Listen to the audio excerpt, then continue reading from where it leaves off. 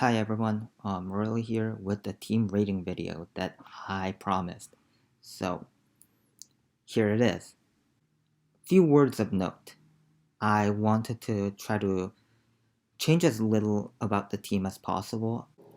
So this is something they tell you in the RMT uh, forum, which is that you don't want to overwhelm with so many changes. You don't have to. I'm not going to be able to provide a end all be all version of your team because you will play your team differently than how I play your team. So with that in mind, I wanted to give you a few small changes, and but more importantly, ways to think about how you would progress further. Give you more of a direction on what to look at in terms of changing your team. And finally, I did see a guy who said he doesn't have a team. He doesn't know really where to get started on exactly how to build anything. And that is a totally fair concern to have. It can be a bit overwhelming in the team preview. There's so many options, so many moves. And then there's so many ways to tweak and personalize your picks. It's not always about the six that you have that is visible in team preview. It is also a lot about the minor details, which definitely can feel overwhelming for sure. But I wanted to kind of do this video as opposed to making a general how you should approach team building, because different teams approach team building so differently. Offensive teams are okay with having a lot of offensive checks uh, and no switch-ins, as opposed to defensive balanced teams that have a few attackers mixed in, but primarily want to be able to switch into threats and neuter them. And that is going to have a totally different approach to team building as something like a baton pass team who wants to kind of plan out in advance against a lot of common leads and common baton pass counters. Even though Pokemon is a game of strategy, it is also very much a game of tactics. Especially in BSS in 3v3, a lot of short-term thinking, tactics, is just as important as strategy. Uh, Strategy meaning that you aren't gonna just run into each game playing turn by turn, like going in like a headless chicken. That isn't setting yourself up for success either. But trying to think too abstract in the team builder, I don't think is a very good decision. But the thing is, different 1v1 matchups are more important to one team than another because different teams have trouble with different Pokemon. So that is also a problem. And I wanted to kind of use this opportunity to show you guys how I approach team building. So even though it might not be your team that is being rated, you could definitely try to incorporate some of these types of thinking so you can benefit from them from your teams. So yeah, let's get this review started. The first comment is by Shallow Hall. Says they are at rank 4,000, which is a pretty nice place to be. And this is their rental team. So got the Grimmsnarl lead, got Rhyperior, Garchomp, Nihilego, Zapdos, and Urshifu. So Zapdos and Urshifu is a really strong core, and will basically mean that at the very least, your team is going to be pretty usable. But I think there's a few things that might be a bit troublesome. First is, in my opinion, your matchup against Rillaboom is really not great, to say the least. You have a Zapdos, but it's an offensive Zapdos. Can't necessarily switch in very well, and that means that once you use your Dynamax, Rillaboom can just kind of go to town with basically everything on your team. And I don't. So that is one problem. Urshifu Rapid Strike, especially banded ones at lead, could be also a really big problem. And what else? I think those are the two main problems. Finny could be kind of problematic, but you do have ways to offensively check it. Basically, your whole team will be able to whittle it down. So as long as you don't lead Grimmsnarl into it and kind of lose something for free, you won't be in too big of a trouble against Finny, I think. And actually, that's basically what I'm gonna focus on, those three Pokemon. So first, you want static on Zapdos because Zapdos is your only check to Rillaboom, and so yeah, you want to be able to at least switch in and uh, uh, get that static para in your favor. And actually, I would also put a bit more defensive EVs on Zapdos as well, because right now you are basically taking half from Bandit, basically just below half from Bandit Grassy Glide. So you would be forced to Dynamax, and every relevant team will have a Zapdos Airstream switch in the back. So you if you'll be forced to Dynamax, hit into that, and you'll basically lose the game there. So don't want that to happen. Sandvale isn't as good also because you want to be strong against Urshifu Rapid Strike. So I do understand that you do have two ways to set sand, and that is good for the Sandvale Garchomp, but I think it's much more going to be much more consistent for Garchomp to use that rough skin to uh, make it favored against the Urshifu 1v1. So that is also another thing that I would do. And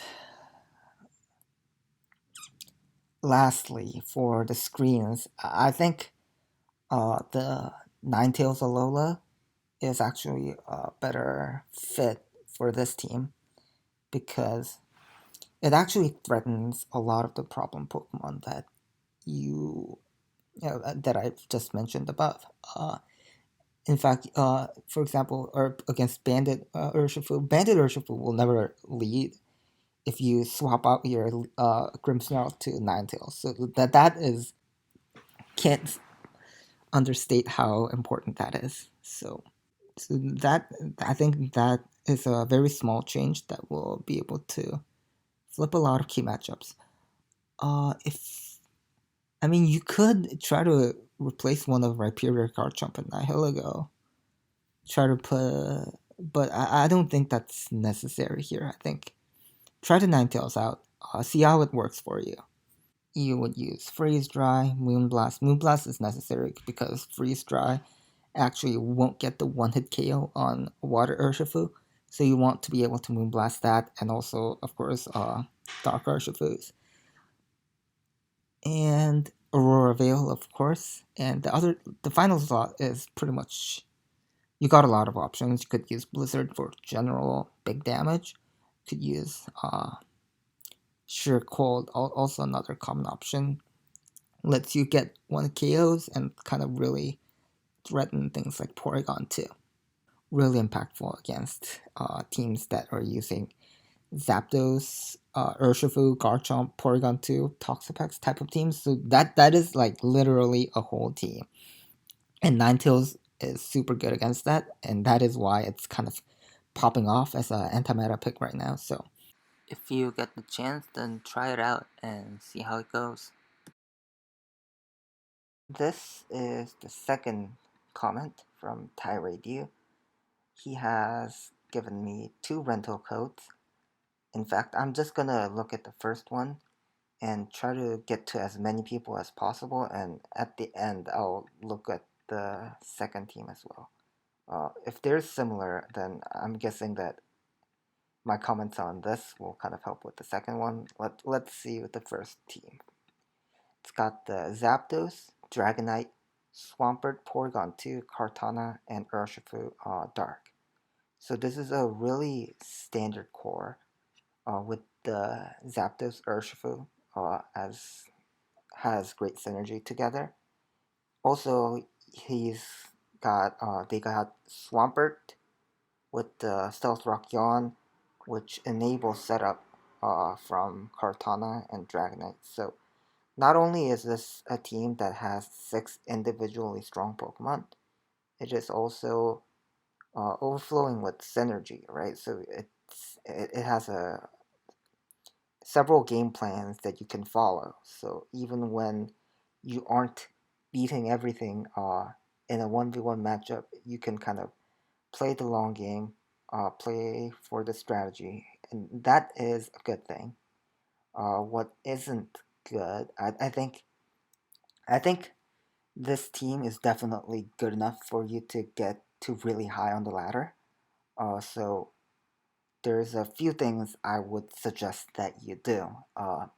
First is if you want to be really serious about laddering, you should try to keep a note, like make a Excel document or something like that to see what types of cores that you are commonly facing right now, uh, and what they are picking against this, and what you've been picking.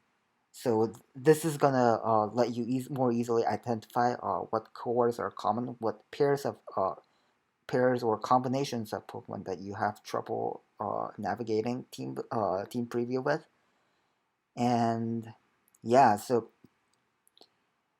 that is definitely one thing I recommend you do to kind of like take the next step. And I would say for the other part, uh, the slight problem with this core that the 6 you have is that it's pretty Celesteela weak. So that is definitely one thing I would be concerned about. Um, but now that we've identified this as a problem, what do we want to do? Uh, so you could try fitting in Fire Punch over Outrage and try an Electric move on Porygon too. Um, that would be the way to go with that.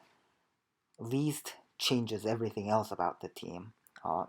Changes very little about how the team functions, except for that Celesteela matchup.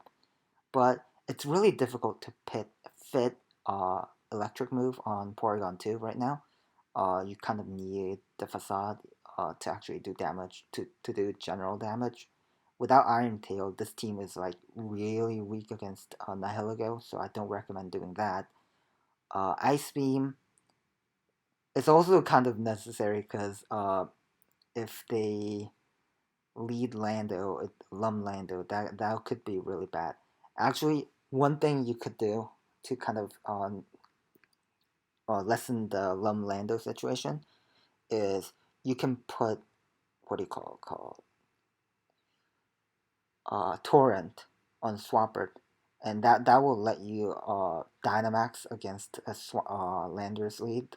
If they're leading Landorus against this, it's because they're expecting Yawn Swampert lead and they're Lumsword stance.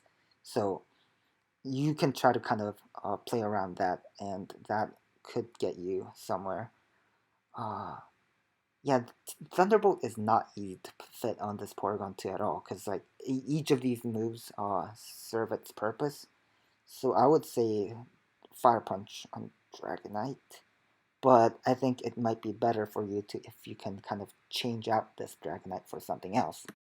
Something like a Dragapult instead of Dragonite could give you also the water resist, the Urshifu, water Urshifu resist that you want, but also you get that ability to actually hit Celesteela for neutral stab, a strong neutral stab damage.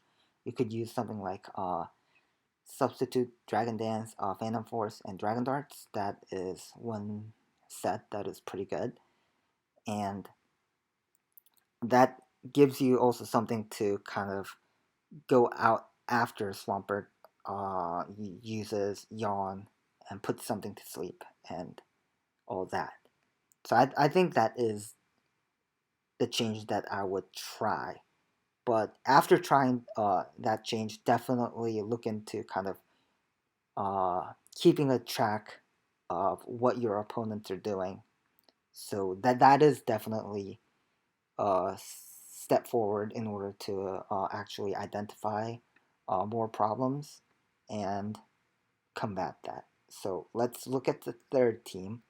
And the third comment, it says from Big Chungus, says they placed 116 and they found Urshifu and set up Pokemon with Chesto Berry really hard to counter.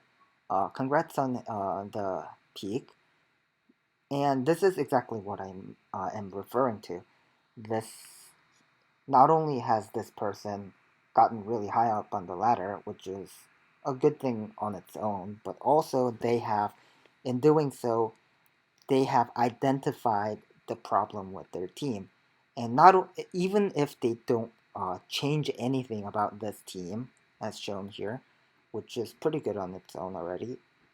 Uh, if they don't change anything, that still means that they are able to actually play around the weaknesses better. They know what their opponent is going to do more likely than not, and which lets them try their best at the counterplay, even though the matchup might not be great.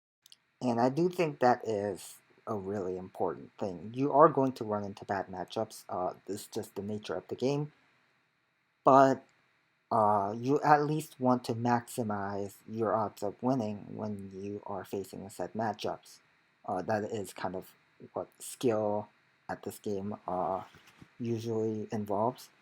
And their experience with this team has let them know, hey, I am weak to this. They will try to win with this Pokemon. And at least, even though I don't have the best answer to that, I could try to not lead Swampert, for example, because if that Glastrier with Lumberry and Swords Dance gets set up, I really don't have anything I can do. So let's talk about what this team does well. It has really good synergy with a known good defensive core, Porygon 2 and Toxapex, and it has multiple Volt Switch U-turn users. So, as I said, when you're using Volt Turn with a purely offensive team, it can really backfire really easily in BSS, because if they kind of stay in and Dynamax, they're not going to take too much from Volt Switch, even if it's like super effective, unless they are really frail. And whatever is switching in is going to get obliterated. But for example, if Regieleki Volt switches in face of something, uh, like say Urshifu, and they Dynamax, you can just go out into Toxapex and say, I will be able to neuter that Dynamax, and basically they have wasted that resource completely. And that is really good. That's a really great way to take advantage of the Volt Switch U-turn mechanic. And I am thinking that the one thing that strikes me as odd on this particular team is that you have a Swampert, the Yawn Stealth Rock support, but you don't have a setup sweeper to take advantage of those sleep turns. You are going to put something to sleep in exchange for a lot of health on the Swampert that you are never going to get back. And in exchange for that, you reveal your choice item on the Pokemon that you send out, and you lock yourself into a move. So I don't think that is exactly the best trade you can make. Uh, so I would be thinking about what I can replace. There's two approaches you could take. First, is to take out one of your choice users, probably one of Regieleki or Rotom, because they do get checked by similar things like, for example, Rhyperior and Garchomp. If it was just Excadrill, then I would say, yeah, those two are just kind of checked by totally different things. It's okay if they're both electric type. Like, it's kind of a pitfall to say just because they have two Pokemon of the same type, one should be replaced with one of the two should be replaced. But in their case, they do get checked by the exact same things. And some of these, like for example, SD Garchomp is a huge threat to this team. So I definitely would say you want to remove one of them for a setup sweeper. Or another thing you could do actually is take out the Swampert and afford yourself some kind of Urshifu check. So one way you could do that is, for example, you could use something like Clefable. Clefable is going to this type of defensive Keyberry Clefable is going to be a big help against a lot of setup sweepers, especially SD sweepers like Garchomp that could be threatening to a lot of this team. So, or the other thing you could do is kind of do both. Take out one of Rotom or Regieleki and also swap out Swampert. And that would kind of leave you with a lot more options to check Urshifu with. So you could use something like, for example, Tapu Fini in over Swampert, or something like a defensive Zapdos with slow Volt Switch over Rotom. So those are options I would definitely try out. But I think this team is definitely good as is. But those I would experiment with those two options.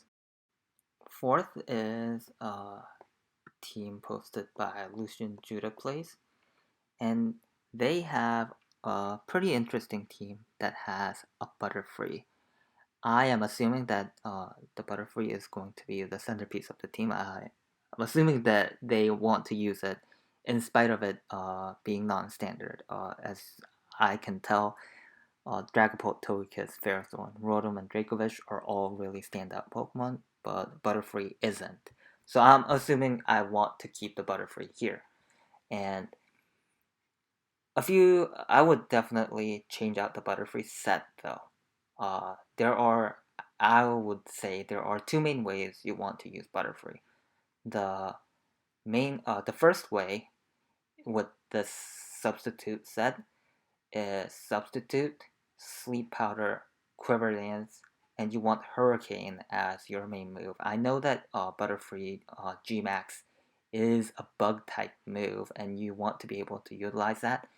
But in singles, where you can only status one thing with the Butterfree's Gmax move, it isn't really worth you going for it because you would rather sleep it. So in fact, if you paralyze or even worse, poison the opponent, like that is actually a negative. You don't want that happening.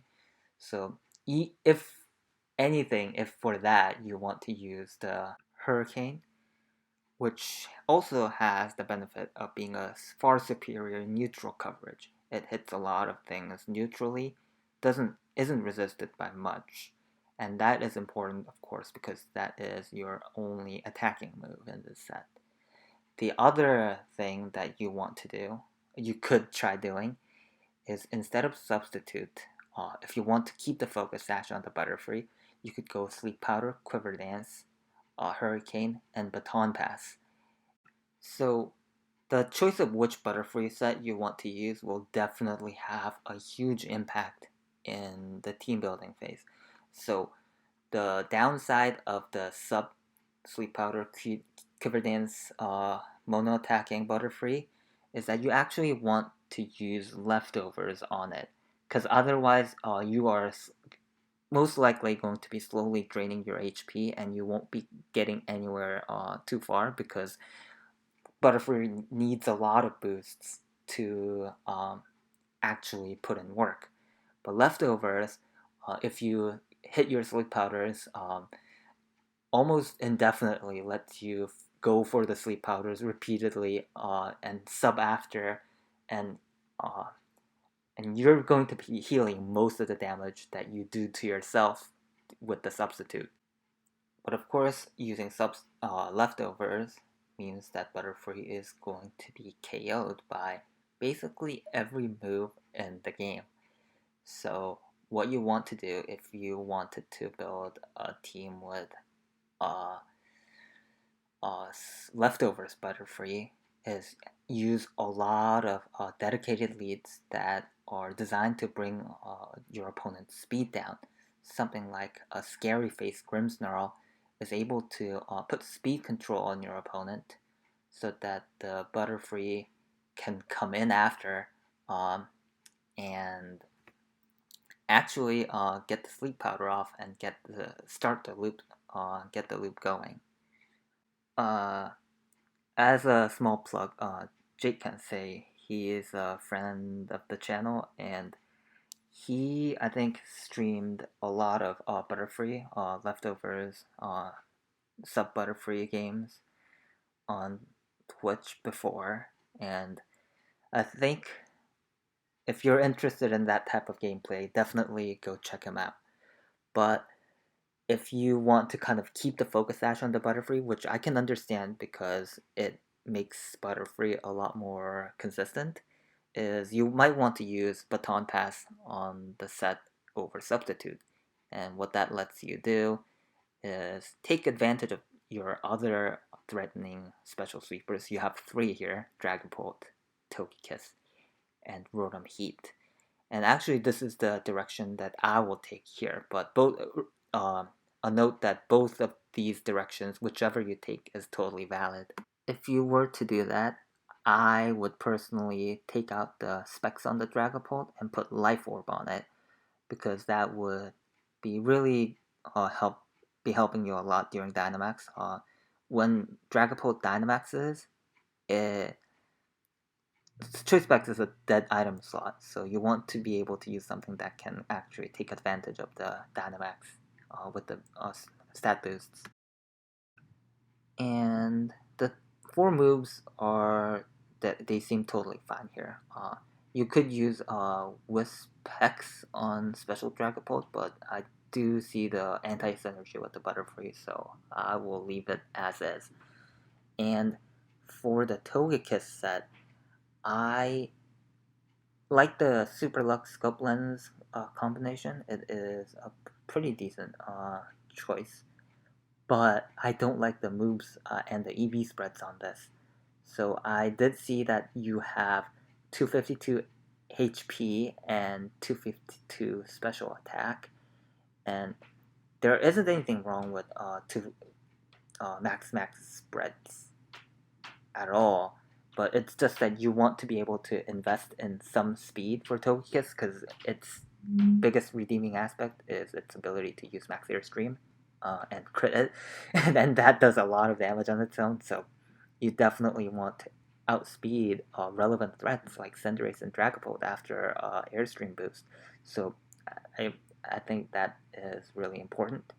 Aura Sphere is the other move that I am not very convinced of, because you are much better off trying to flinch down to Porygon 2 and Chansey and all those special walls weak to fighting.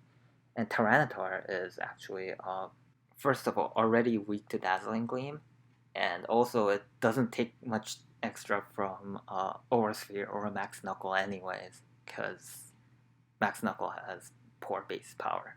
So yeah, I would definitely change out that move, and if you want a replacement move, if you want to hit steel types, Flamethrower is a much better option there. So for all of that reason, either Flamethrower or Nasty Plot are good moves. I prefer Nasty Plot on this, and that's, I think, either of the two should be way better options. Yeah. We already went over the Butterfree in length. So for Ferrothorn, I like the pick it's going to give you a way to check top of any. It also checks Mimikyu, and actually, because of that, I think it's much better for you to go with the Iron Defense set, Iron Defense Body Press. First of all, that is going to give you a far more reliable way to check Mimikyu, because that is important. And second, it's also gonna give you a way to hit Heatran really hard on the switch. And I think that is really important to this team. The team kind of struggles against Heatran, especially if you take out Aura Sphere on the Togekiss. But it's not like you beat Heatran with Togekiss if you have Aura Sphere on it. So don't bother. Just swap that move out and actually give your team other better ways to handle Heatran, which I'm going to do with the other changes as well. Dracovish, it really only needs Vicious Rend, but there are better and worse moves on it for the other 3 slots. Outrage is common because it lets you hit dragons. It's one of the few types that actually resist water, which makes the Stab Outrage one of the few things that actually lets Dracovish deal relevantly more damage to anything other than Vicious Rend. So I think that is pretty important and should take that. And you aren't going to be clicking it most of the time still, but it's nice to have the option. The other 2 moves are usually Sleep Talk and Giga Impact. You like to have a status move on Dracovish because even though Dracovish isn't the best Dynamax user, Max Card can be helpful in many instances. So, and Sleep Talk is a move that lets Dracovish switch into Yawn in an emergency against things like Hippowdon and Swampert. Both are pretty relevant Pokemon in the current metagame. And Giga Impact lets you go for Max Strike, and what that enables you to do is against a Zapdos, if they are Dynamaxing, they can survive a Vicious Rend and Airstream for the KO. But if you are going to predict that, you can actually go Max Guard, Max Strike, and Max Guard, and that is going to not let them get a single speed boost off. That means that you can get your Scarf speed boost back, and you'll be able to outspeed and one hit KO the Zapdos. So that is a pretty relevant scenario. Finally, I would say for the Rotom Heat, you want to use, instead of Protect, you want to use Overheat, Thunderbolt, Will-O-Wisp, and Nasty Plot. Nasty Plot is going to be pretty important because it lets Rotom actually threaten damage on things like Porygon 2, which don't exactly have the best matchup against Rotom Heat. And you can use this spread. What this spread allows you to do is survive 3 Surging Strikes from Urshifu Rapid Strike with the Wiki Berry, and you can KO back with the Thunderbolt, so that is really nice. Finally, this team from Seaborg. I think this team has several good Pokemon. You can see from Mimikyu, Landorus T, and Magnezone. But also, it's very confused in terms of its direction it wants to go. So, it has Mimikyu, which is a setup sweeper. It wants Shadow Sneak over Drain Punch. So let's fix that. And you want to have Choice Band isn't the best item on the Landorus, but let's try to build around this Choice Band Landorus here for now. Because Landorus is a pretty good Pokemon. It can do a lot of things, a lot of good things. Magnezone would like to use max HP here. Magnezone has a measly base 70 base HP, and it would really like to actually gain some significant special bulk from going for the Assault Vest. I know this is going to significantly lower your body press damage, but Magnezone isn't really meant to hit KO Porygon 2 with body press. It actually, like, you can't do that even if you crank up the defense like this. So you might as well not bother. And you want to actually just Volt Switch out.